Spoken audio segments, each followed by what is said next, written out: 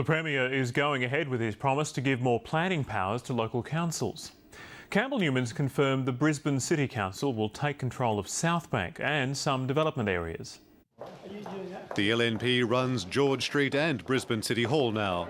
The Lord Mayor was the Premier's deputy when Campbell Newman was in charge of the council. There's been political alignment in the past, but that hasn't been commensurate with personality alignment.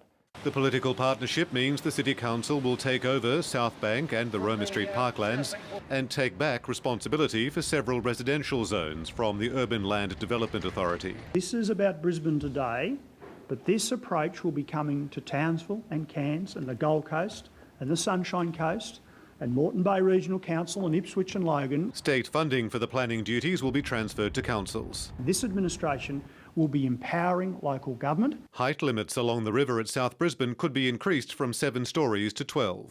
It's the Greenwich Village of Brisbane, and we need to recognise that and protect it. The Premier says the state isn't washing its hands of the approvals process, but the opposition says the announcement is sketchy. Local government will want to know more details around what will be the responsibilities that they'll have to shoulder. The planning changes are another example of the LNP's new broom.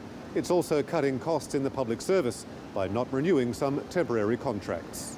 The opposition leader, Anastasia Palaszczuk, says 30,000 jobs could go. It's a fantasy. Well, Tim, how many are there? It's a fantasy. Tim, you're the Treasurer. You're in government. Let him answer. Sorry, Tim. Well, it's a fantasy that there are anywhere near those number of positions going through. I think this is a brave new era. With a new team in town. Chris O'Brien, ABC News.